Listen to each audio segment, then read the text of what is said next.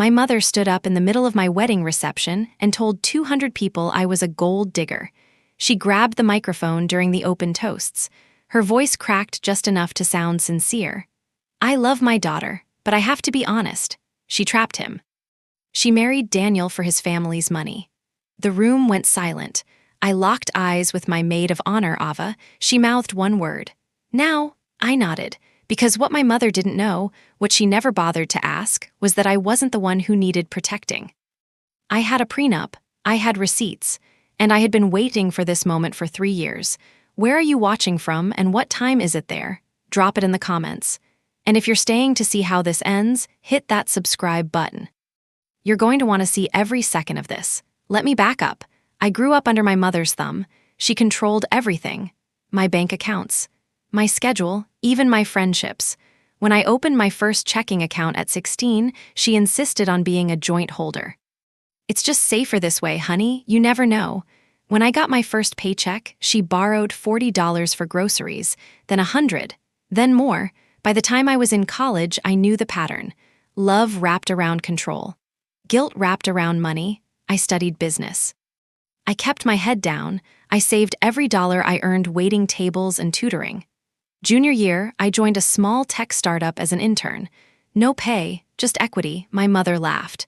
You're wasting your time for stock options? That's adorable. 2 years after I graduated, that company got acquired. My equity converted into $1.4 million. I didn't tell her. I also inherited a trust from my grandmother when I turned 28. $400,000 vested in full.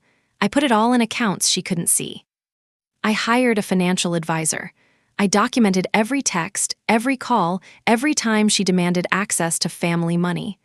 I learned early, save everything.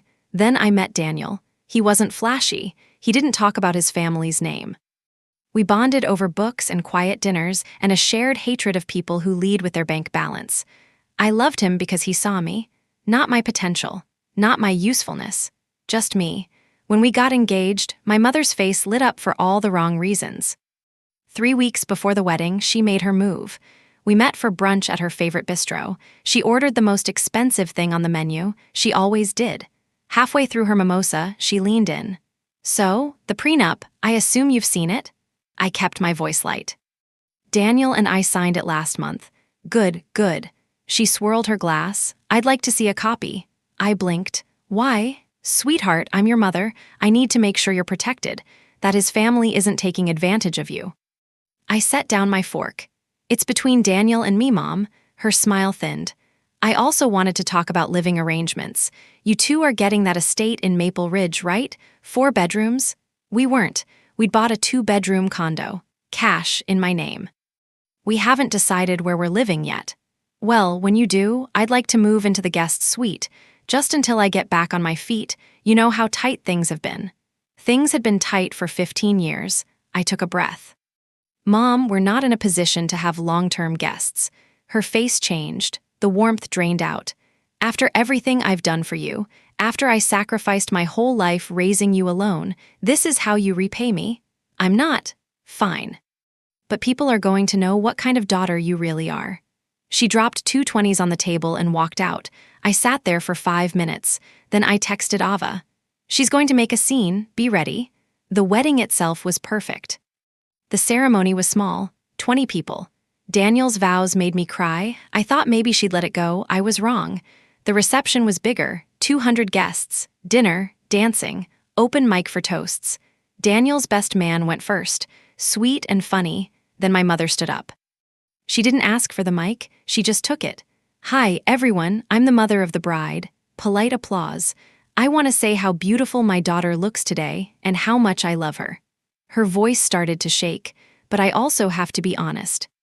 Because I'm her mother, and a mother protects her child. My stomach dropped. I tried to warn him, I tried to tell Daniel's family, but no one would listen. She looked right at me.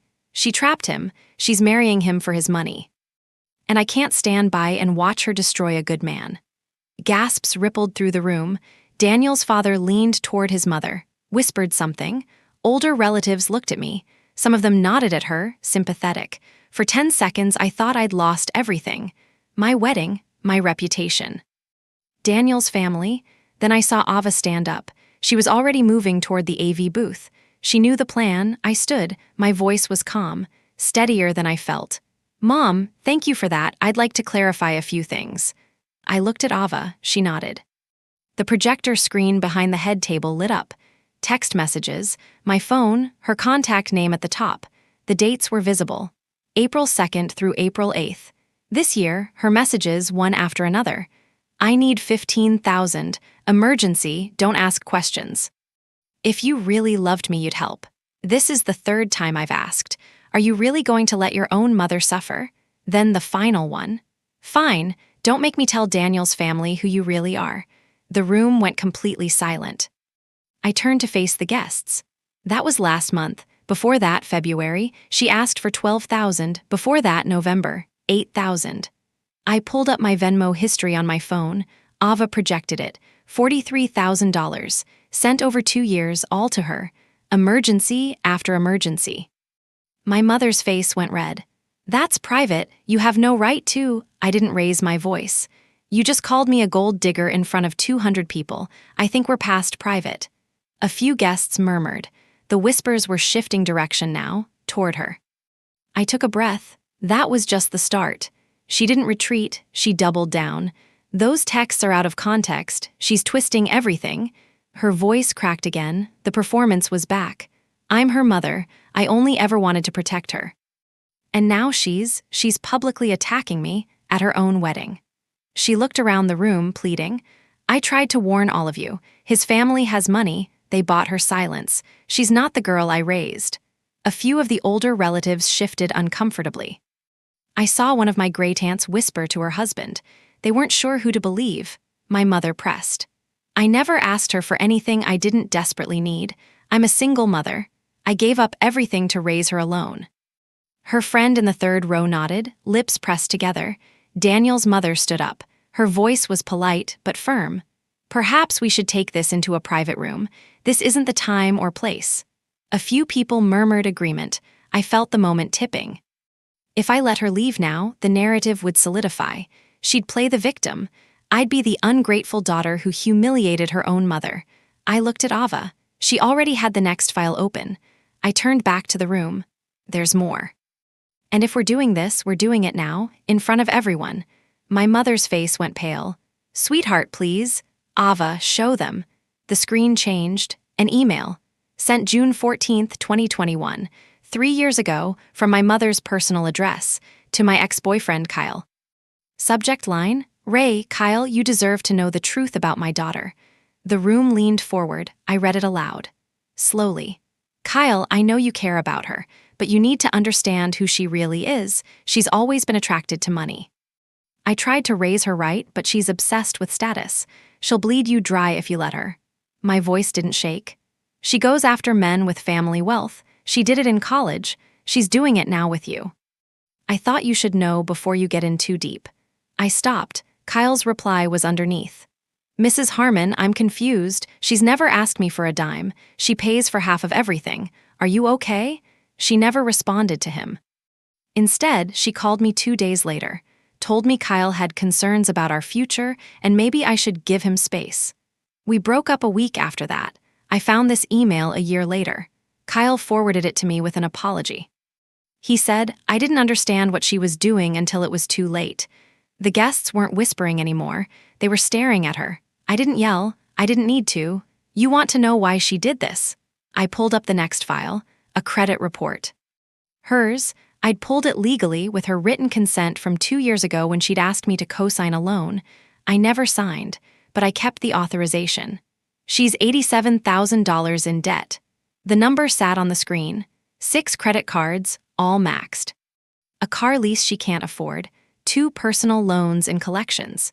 She told her friends she was set for life, that her daughter was marrying into the Brennan family, that we were buying an estate, that she'd never have to worry about money again. I looked at her friend in the third row, the one who'd been nodding. Her face changed. She looked away. My mother had borrowed from her too. She wasn't protecting me. She was protecting her exit strategy. My mother tried to speak. Nothing came out. This was never about Daniel's family. It was about mine. My startup, my inheritance, my accounts. She thought I was marrying up. She planned to move in, to ask for monthly payments, to be taken care of. I paused. She didn't know I was the one with money. The room was frozen. I turned to Ava. Show them the last one. Daniel stood and put his hand on my shoulder. United, I looked across the room. Table 12. Our attorney, Lauren, had been sitting quietly the entire time. She stood now. She walked to the front. Leather folio in her hands. She handed it to me. Inside was the prenuptial agreement. Signed, notarized, executed 3 months ago. I held it up. You wanted to know what I trapped, Mom? I opened the folio. This is the prenup, the one you demanded to see. The one you thought protected me from Daniel's money. I let that sit. It doesn't. I turned to the room. Daniel and I built this together, with full transparency, with lawyers on both sides, to protect both of us. I looked at his parents. His mother's face was calm, she already knew, and to protect our future from one specific threat, I met my mother's eyes. Financial interference. From you. Lauren stepped forward. She spoke clearly. The agreement includes schedules of premarital assets. It includes a no-contact financial clause. And it includes a non-disparagement provision. She looked at my mother. You just violated it. The room held its breath. I read from the prenup, just the parts that mattered. Schedule A assets of the bride. I kept my voice even. Startup equity liquidated $1,400,000. Trust from maternal grandmother $400,000. Real estate portfolio $600,000. Investment accounts $300,000. I looked up. Total $2,700,000. The room was silent. Schedule B. Assets of the groom, separate property undisclosed by mutual agreement. Daniel's father smiled, just a little. They'd known from the beginning. They'd respected our privacy. I flipped the page. Clause 8. Exclusions from marital property. No third-party access to joint or individual accounts. Subsection C specifically excludes. I read her full name. Margaret Ann Harmon. Gasps. She is barred from any joint accounts, trusts, or marital property. By name. My mother's mouth opened. Nothing came out. I turned the page again. Clause 12. Non-disparagement. Both parties agree not to make public false statements about the other's character, finances, or motives. Violation of this clause constitutes breach and triggers legal remedy. Lauren stepped beside me. She held a document. Mrs. Harmon, you are being served. She handed my mother a cease and desist letter. Right there, in front of everyone, my mother stared at it. Her hands shook. This letter demands you immediately retract your statements and refrain from further contact regarding financial matters. Failure to comply will result in formal legal action. Lauren's voice was professional, calm. My mother looked at me. Her eyes were wet. You're really doing this, at your own wedding? I didn't blink. You started it, Mom. I'm just finishing it. Daniel's mother stood. She crossed the room. She hugged me. We are so proud to have you in this family. The room erupted in applause. Security, 2 quiet guys I'd hired a week ago, stepped forward. One of them spoke gently to my mother. Ma'am, we need to ask you to leave. She looked around. No one moved to help her. She set down the letter. She picked up her purse and she walked out. She left without another word. The reception went on, dinner, dancing, toasts from people who actually loved us. Daniel's father gave a second toast. He thanked me for my honesty, for my strength, for protecting his son the same way I protected myself. It was the best night of my life. In the weeks that followed, things shifted. My mother's friends started asking questions. 2 of them reached out to me privately. They asked for financial advice. They'd finally seen through the mask. One of them told me my mother had borrowed over $20,000 from her circle. She told them all she was helping me get started. She wasn't. Our attorney sent the formal demand letter. My mother signed an agreement. No contact, no public statements, 12 months minimum. If she violates it, we pursue a restraining order. She hasn't responded. And honestly, that's okay. Daniel and I didn't go scorched earth. We didn't sue. We didn't freeze her out forever. We just set boundaries. We donated $50,000 to a financial literacy nonprofit. We did it in my grandmother's name, the woman who actually loved me without strings. We also set up a small scholarship. for first-generation college women studying business. Because I know what it's like to claw your way out from under someone else's control. I kept my job, my privacy, my peace. No public shaming beyond that one moment, the moment she forced. A few months later, I sent her a letter, a real one, handwritten. I offered a path forward. Therapy, accountability, rebuilding trust slowly and carefully. She hasn't replied. Maybe she will, maybe she won't. I'm not holding my breath, but I left the door open, just a crack, because boundaries aren't cruelty, they're clarity. And clarity is the kindest thing you can give someone who refuses to see you. I learned something that day. You don't have to burn someone's life down to protect your own. You just have to know your worth, document your truth, and be ready to stand in it when the moment comes. I stood in mine, and I'd do it again. So here's my question for you. Have you ever had to set a public boundary with family? What would you have done in my shoes? Drop your story in the comments. I read every single one. And if this resonated with you, if it made you think or feel something, hit subscribe. You're part of this community now. Thank you for being here. One last thing. This story is a fictionalized dramatization. It is not legal or financial advice. If you're in a situation like this, please consult a licensed professional. But know this, you deserve boundaries, you deserve peace. And you deserve to be seen for who you really are. Take care of yourselves.